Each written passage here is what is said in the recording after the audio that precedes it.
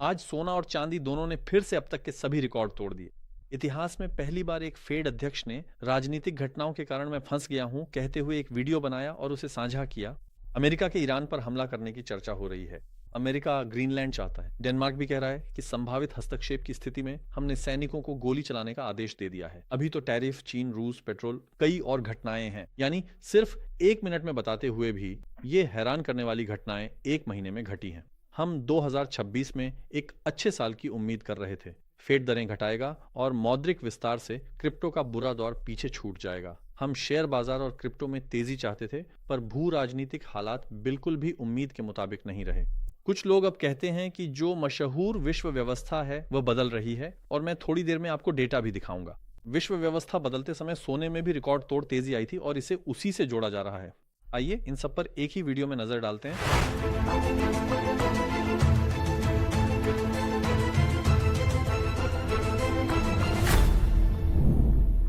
दोस्तों, एक बार फिर मेरे वीडियो में आपका स्वागत है। अमेरिका वॉशिंगटन डीसी के अभियोजन कार्यालय ने फेडरल रिजर्व के अध्यक्ष जेरोमी पॉवेल के खिलाफ एक आपराधिक जांच शुरू की है। यह जांच फेड के वॉशिंगटन स्थित $2.5 अरब की इमारत के नवीनीकरण और इस मामले में पॉवेल ने कांग्रेस से झूठ बोला या नहीं, इस बारे में है। फेड अध्यक्ष ने इस बारे में एक वीडियो बनाया दोस्तों, जो पहले शायद ही कभी देखा गया हो और लोगों ने इसे आर्टिफिशियल इंटेलिजेंस समझ लिया। क्या हम किसी आर्टिफिशियल इंटेलिजेंस वीडियो के जरिए ठगी का मामला देख रहे हैं? नहीं, पॉवेल ने सच में ऐसा एक वीडियो बनाया है। पॉवेल ने यह दावा किया। यह आपराधिक जांच एक धमकी है। मुद्दा यह है कि मैं ब्याज दरों का फैसला राष्ट्रपति की इच्छा के अनुसार नहीं, बल्कि जनता के हित में जो मुझे सही लगता है उस हिसाब से अपनी समझ से करता हूं। इसी वजह से मैं इस तरह की धमकी का शिकार हो रहा हूं, ऐसा कहकर उन्होंने एक शिकायत भरा वीडियो बनाया। अब दोस्तों, यह वाकई में बहुत महत्वपूर्ण मुद्दा है। यह ट्रंप और पॉवेल की खींचतान नहीं है। पूंजी क्या चाहती है? पूंजी मौद्रिक नीतियों की स्वतंत्रता चाहती है। पूंजी कानून की सर्वोच्चता चाहती है, और इस मामले में वर्षों से दुनिया में उदाहरण के तौर पर यूरोप और अमेरिका को दिखाया जाता रहा है, और इसी वजह से बहुत सारे निवेश भी इन क्षेत्रों की ओर जाते थे। अब जो यह स्थिति बनी है उसने सच कहें तो सभी के मन में एक सवाल छोड़ दिया है, और लोग सोने और चांदी की ओर भागने लगे हैं। शेयर बाजार और दोस्तों क्रिप्टो में भी गिरावट आई है। तो क्या इस हंगामे की जरूरत थी? वैसे भी क्या पॉवेल मई में पद छोड़ नहीं रहे हैं? वैसे ये मत भूलिए कि कल अमेरिका में महंगाई के आंकड़े घोषित किए जाएंगे। सालाना दर 2.7% की उम्मीद है। पिछली बार भी यही दर थी। अब हम फिर से हंगामे की ओर लौटते हैं। आखिर हंगामा क्यों हो रहा है? मई महीने में वास्तव में पॉवेल पूरी तरह से पद नहीं छोड़ रहे हैं, बल्कि वे अध्यक्षता से हट रहे हैं। अध्यक्षता से हटने के बावजूद भी पॉवेल को अब भी ब्याज दरों के फैसलों में बोलने का अधिकार रहेगा, और मुझे लगता है कि ट्रंप यही नहीं चाहते।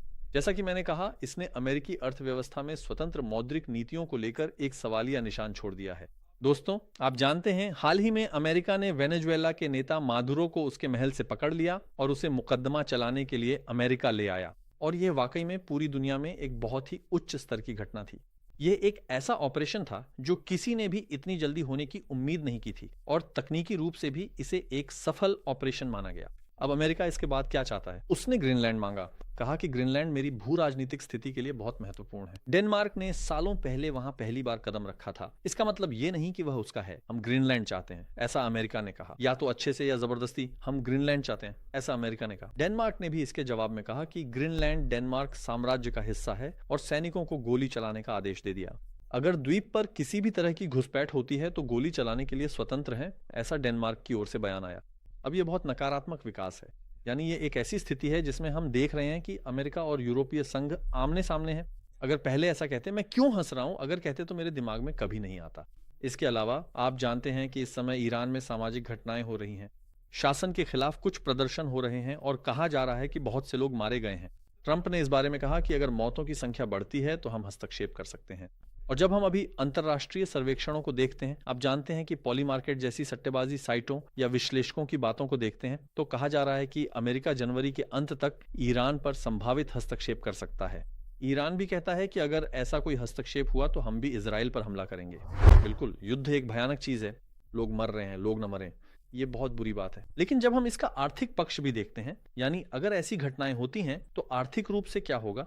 आर्थिक दृष्टि से दोस्तों, वो ये बहुत संभव है कि हम सोने और चांदी में नए रिकॉर्ड देखें, और साथ ही क्रिप्टो में, ऑल्ट कॉइन्स में, यहां तक कि शेयर बाजार में, पश्चिमी देशों के शेयर बाजारों में और हमारे देश के शेयर बाजारों में भी गिरावट देख सकते हैं।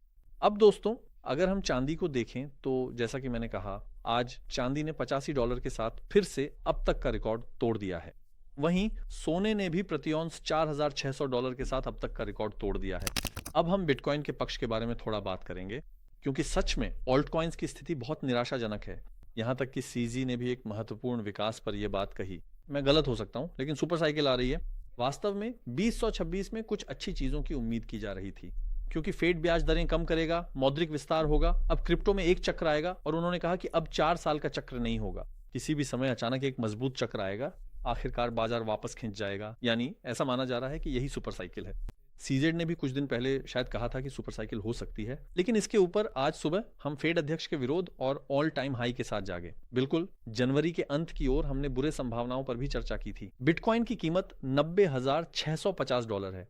यदि बताई गई स्थितियां सच हुई और बिटकॉइन 80,000 के नीचे यानी 80,690 से $700 के बीच गिरा, तो यह हमारे लिए एक महत्वपूर्ण समर्थन स्तर है। बुरी घटनाएं हुई, पर उसने खुद को गिरने नहीं दिया। इसके परिणामों का अंदाजा लगाना फिलहाल मुश्किल है। बिटकॉइन के लिए बुरा परिदृश्य यही है, इन घटनाओं का होना और इस स्तर के नीचे जाना। जब हम देखते हैं तो हमारे पास $94,350 के स्तर पर एक प्रतिरोध है, $87,900 के स्तर पर, $86,800 के स्तर पर और $84,400 के स्तर पर क्रमशः क्रमिक रूप से समर्थन क्षेत्र हैं। मैं बिटकॉइन को लेकर बहुत निराश नहीं हूं, मैं नकारात्मक नहीं हूं। ऑल्टकॉइन निराश कर सकते हैं, लेकिन बिटकॉइन मध्यम अवधि में, देखिए मैं लंबी अवधि नहीं कह रहा, बिटकॉइन मध्यम अवधि में ठीक सोने की तरह व्यवहार करेगा, क्योंकि लगातार किसी न किसी देश में युद्ध हो रहा है और लोग एक देश से दूसरे देश जा रहे हैं। आमतौर पर इस दौरान भारी मात्रा में पैसे का लेन देन पहले सोने के जरिए होता था। इसी वजह से आज भी सोना अपनी ऊंचाई पर है, शो कर रहा है। और मैं यह नहीं कह रहा कि सोना या चांदी कीमती नहीं है, लेकिन अब दोस्तों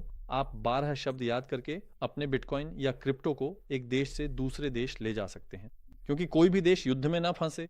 लेकिन दोस्तों ऐसा हो रहा है, और जब ऐसा होता था तो पहले लोग अपना सोना लेकर चले जाते थे। मान लीजिए कि एक साधारण परिवार ने अपना सोना लिया और चला गया। सीमा पार करते समय आमतौर पर दूसरे देश उस सोने को जब्त कर लेते थे, लेकिन आपके दिमाग में छुपे हुए शब्दों को कोई भी जब्त नहीं कर सकता। यानी बिटकॉइन तुम्हारा है और बिटकॉइन भी सोने की तरह एक मूल्य संरक्षण का साधन है। ये एक कीमती संपत्ति है दोस्तों। हम कहते हैं कि इसकी आपूर्ति सीमित है, वैसे ही जैसे सोने की आपूर्ति आंशिक रूप से सीमित है, लेकिन यह 100% सीमित, हर चीज स्पष्ट एक मूल्यवान उत्पाद है। लेकिन मैं ये कहना चाहता हूं दोस्तों, आने वाले समय के लिए बहुत ज्यादा सकारात्मक होने की जरूरत नहीं है, क्योंकि आप कहते हैं कि या तो कोई घटना घट रही है। हम कहते हैं कि जब ये घटना पूरी हो जाएगी, हाँ अब शायद अच्छे विकास होंगे, लेकिन तभी नया कुछ शुरू हो जाता है। यहां तक कि एक घटना खत्म भी नहीं होती और हम कहते हैं कि अगर वह खत्म हो जाए तो आगे देखेंगे, लेकिन वह खत्म होने से पहले ही नई घटना शुरू हो जाती है। मुझे लगता है कि इस दौर में बहुत ज्यादा सकारात्मक या बहुत ज्यादा आशावादी होने की जरूरत नहीं है। हाँ, ब्याज दरों का गिरना बहुत अच्छा है, लेकिन कीमती धातुओं और बिटकॉइन से बहुत दूर हुए बिना इंतजार करना चाहिए, क्योंकि आने वाला समय थोड़ा खराब हो सकता है दोस्तों। वास्तव में ईरान में जो घटनाएं हो रही हैं वे भी बहुत जटिल हैं और हमें नहीं पता कि उनका अंत क्या होगा। मैं एक रूपक देना चाहूंगा। जैसे हम कहते हैं कि भेड़िया सर्दी काट लेता है, वैसे ही हमें भी सर्दी पार करनी होगी। अपने खर्चों को कम करो, अपनी बचत बढ़ाओ और बुरे दिनों के लिए रखी गई आपात निधि को बढ़ाओ। बसंत जब आएगा तो जरूर आएगा, क्योंकि मैं यूं कहूं, जैसे अच्छी चीजें हमेशा नहीं रहती, वैसे ही बुरी चीजें भी हमेशा नहीं रहती। यानी आखिरकार यह संकट का दौर भी खत्म हो जाएगा। हमने इसे अतीत में भी कई बार देखा है। पहला नियम है सर्दी को पार करना, दूसरा नियम है बसंत में सही चीजों में निवेश करना, जो आपकी जिंदगी को पूरी तरह बदल सकता है। फिर आप अपनी बाकी जिंदगी को गर्मी की तरह बिता सकते हैं। इसीलिए इनका सख्ती से पालन करें। उम्मीद है वीडियो उपयोगी लगा होगा। सवाल कमेंट में पूछें। अगले वीडियो में मिलते हैं। अलविदा।